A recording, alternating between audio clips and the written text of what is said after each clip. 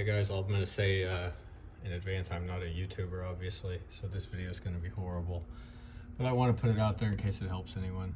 I'm trying to get that starter bolt, the lower starter bolt, off a 2006 BMW 330 Ci. It has an M54 B30 engine. I think they're all pretty similar in terms of the starter at least, but I don't know that for a fact. Anyways, I had a horrible time with getting that lower bolt. I want to show you what I finally did, but first I'll show you what didn't work for me. It's an E12 bolt. I tried both of these. These are E12s. One's a ratchet style one, and one's just a closed-in box wrench. I used this to get the top bolt off, but with the bottom bolt, it presses up against this firewall like completely, and there's just no room to get extra leverage. So neither of these worked. I tried this Pittsburgh 3/8. Oh, and that's the other thing, because it's a E12 Torx, I could only find it in a 3/8 drive, so I couldn't use my quarter drive. Anyway, I tried this Pittsburgh swivel. This part, it's just too wide to get in there. There's not enough clearance to get it with that. Of course, I can't even get a good picture of it, but it's just too wide right here.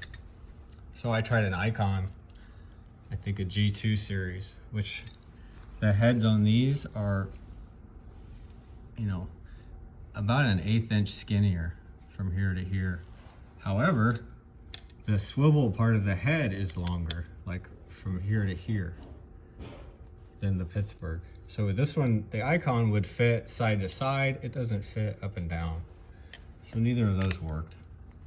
Of course, you have just a standard Sears 3/8 inch drive. That doesn't work because you need a swivel to get the right angle. And then I have this larger bar that just swivels around in one direction. That wouldn't work. I tried that. I will tell you what finally worked for me.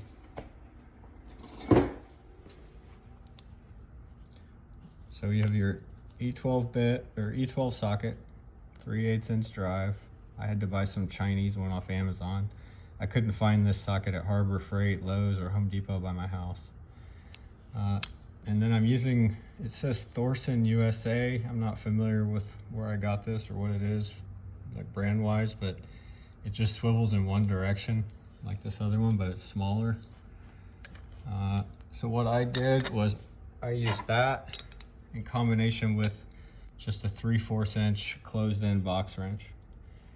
And all I did was like this.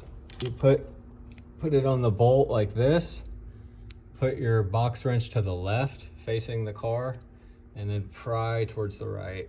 And that's how I was finally able to get this dang thing loose. So hopefully that will help someone. Of course, if you're more prepared or have done this more often than I have, you probably got a better way.